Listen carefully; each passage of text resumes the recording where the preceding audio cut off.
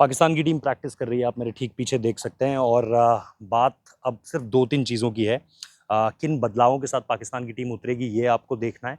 ख़ास तौर पर जो सबसे बड़ा मुकाबला होने वाला है, हालाँकि सुपर 4 की शुरुआत जो है वो आज से हो जाएगी, लेकिन बात इस मुकाबले की होनी है जो इंडिया और पाकिस्तान के बीच होगा। बैटिंग एक मसला रही है पिछले कुछ समय में। अगर आप पाकिस्तान की टीम को देखेंगे, जो भी मुकाबले उन्होंने हारे हैं, अगर आप जो भी यह श्रृंखलाएं उन्होंने हारी हैं, सीरीज, चाहे आप न्यूजीलैंड में बात करें, चाहे आप बांग्लादेश में बात करें, जहां पर उन्होंने खराब किया है, बैटिंग ने बहुत खराब किया है। जहां पर वो जीते हैं, बॉलिंग ने अच्छा किया। चाहे आप बांग्लादेश देखें, वेस्ट इंडीज देखें, अभी यूएई वाला गेम देखें, आप ट्राई नेशन फाइनल देखें, या वहां पर भी जब जब अच्छा किया, उनकी गेंदबाजी ने अच्छा किया है। एक चीज जिस पर सबसे ज्यादा फोकस इस नेट सेशन में है वो निश्चित तौर पर बैटिंग है। आज फकर जमा ने शुरुआत करी है। पाकिस्तान की बैटिंग अगर आप देखें, वो सबसे पहले आए, लेकिन आउट ऑफ टच लगे। शाहिन शाह अफरीदी ने जो अपना पहला फुल रनअप के साथ बॉल डाला था, उसमें उनका ऑफ स्टंप उड़ा दिया।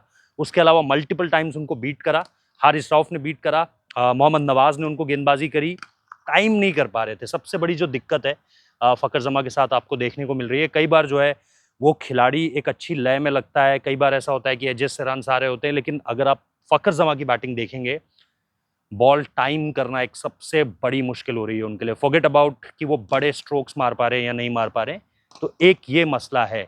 ये कहना इसके बाद बहुत नाइंसाफी सा होगा कि वो नंबर 3 की जगह उनको ओपन दिया जाए, क्योंकि 1 और 2 उनका नेचुरल बैटिंग पोजीशन है।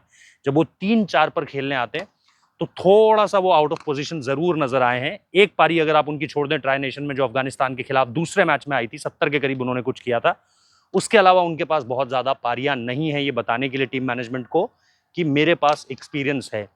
इसके अलावा पाकिस्तान की बैटिंग में जो आप एक शायद और बदलाव देखेंगे, यूएई के गेम में वो खुशदिल को लाए थे, लेकिन खुशदिल ने उस तरह की परफॉर्मेंस नहीं कर दी। और खुशदिल कोई नया खिलाड़ी नहीं है, आप जानते हैं कि खुशदिल को अगर आप टीम में लाएंगे आपको क्या मिलेगा।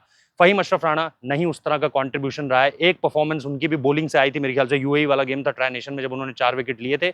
लेकिन उसके अलावा अगर आप फहीम अशरफ राणा को देखेंगे, बहुत ऑर्डिनरी प्लेयर है, और जिसे आप सीधे तौर पर कहते हैं कि बतौर बल्लेबाज, बतौर गेंदबाज आपको कुछ खास कर नहीं देगा।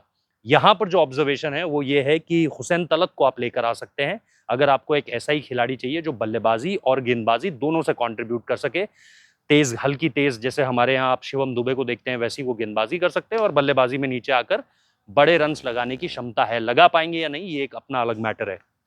इसके अलावा लग ये भी रहा है कि ये लोग हारिस रऊफ के साथ कंटिन्यू करें, क्योंकि यूएई वाले गेम में हारिस रऊफ को मौका दिया गया था, और उनकी जगह शायद सुफियान मुकीम की जगह बन जाए। इस पे मैं अभी भी अपने डाउट्स रखता हूं, लेकिन अगर पाकिस्तान को हारिस रऊफ की रफ्तार चाहिए तो फिर एक गेंदबाज जिसको वो हटाएंगे उसका नाम सुफियान मुकीम हो सकता है, क्योंकि बड़ी टीमों के अगेंस्ट उसकी परफॉर्मेंस नहीं है उस तरीके से। आपके पास फिर 2 गेंदबाज रह जाते हैं, अबरार अहमद जो आपको स्पिन कर देंगे, और इसके अलावा आपके पास मोहम्मद नवाज होंगे। साइम अयूब कॉन्फिडेंस दे रहे हैं, शुभमन गिल का जिस तरीके से विकेट लिया था, फिर अगर आप यूएई वाला गेम देखें, वहां जिस तरीके से गेंदबाजी करी है, उससे पहले जिस तरीके से ट्राई नेशन में गेंदबाजी करी है, तो साइम अयूब भी उनको स्पिन कराकर दे सकते हैं। तो ऐसे में एक कॉल सुफियान मुकीम के अगेंस्ट लिया जा सकता है, उनकी जगह पर आप हारिस रऊफ को आता हुआ देख सकते हो। ये बदलाव कुछ देखने को मिल रहे हैं। पाकिस्तान अपनी बैटिंग से कॉम्प्रोमाइज नहीं करेगा, क्योंकि पाकिस्तान की जो बैटिंग है वो ऑलरेडी एक वीक एस्पेक्ट है अगर आप अब तक उनकी परफॉर्मेंस देखेंगे। इसीलिए मैंने शुरू में कहा कि जहां जहां पर भी वो अच्छा कर रहे हैं, वहां वहां पर उनकी गेंदबाजी ने उन्हें, चाहे आप ट्राई सीरीज का फाइनल देखिए, मोहम्मद नवाज ने एक एक्स्ट्रा ऑर्डिनरी स्पेल डाला, चाहे आप वेस्ट इंडीज देखिए जहां पर वो ओडीआई हार गए, अपने एक्सपीरियंस कैंपेनर्स को लेकर गए थे, लेकिन टी20 जीत गए। बीते साल भी आप देखो, जब ऑस्ट्रेलिया में उन्होंने अच्छा करा, हारिस रऊफ वहां पर उन्होंने मैन ऑफ द सीरीज उठाया था। तो ओवरऑल अगर आप देखोगे, जहां जहां पर पाकिस्तान की बॉलिंग ने अच्छा किया है, पाकिस्तान को मैच जीतने को मिले हैं।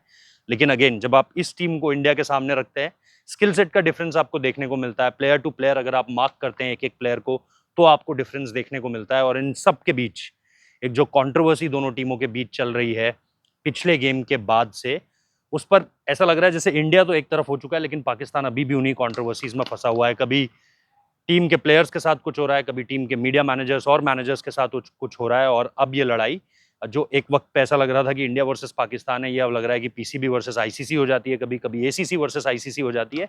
तो इन सारी चीज़ों में कभी प्रेस कॉन्फ्रेंस नहीं हो रही होती है। अभी भी at this point of time मैं आपको ये बता सकता हूँ कि मल्टीपल, आप 3 पहले ही जान चुके हैं कि प्रेस कॉन्फ्रेंस से कैंसिल होती है प्री मैच। फिर अगर आप देखेंगे, उससे पहले इंडिया गेम में एक पोस्ट मैच प्रेजेंटेशन कैंसिल होती है, फिर एक मैच में आप 1 घंटा डिले आते हैं। तो प्लेयर्स भी थोड़ा सा ना इन वजहों से, और मैंने हारिस से ये सवाल किया भी था जब वो यूएई के अगेंस्ट जीते, तो उन्होंने कहा प्रेशर तो नहीं है, लेकिन हाँ, आप समझ सकते हो कि मेंटली इन चीज़ों का जो असर है वो पड़ता है किसी भी खिलाड़ी की हेल्थ पर। तो ये चीजें पाकिस्तान की टीम कैरी कर रही है। ऐसे में इंडिया के अगेंस्ट मुकाबला बहुत क्रूशल हो जाता है। वो इंडिया से हार कर भी बाकी दोनों टीमों से जीत कर आगे बढ़ सकते हैं, जिसमें श्रीलंका और बांग्लादेश की चुनौती उनके सामने रहेगी, और इंडिया और पाकिस्तान का फिर एक फाइनल भी आप एक्सपेक्ट कर सकते हो। बट अभी तो पाकिस्तान की टीम को सबसे पहले इंडिया की चुनौती को पार पाना है, जो उनके लिए मेरे हिसाब से बहुत मुश्किल होने वाला है। Thank you.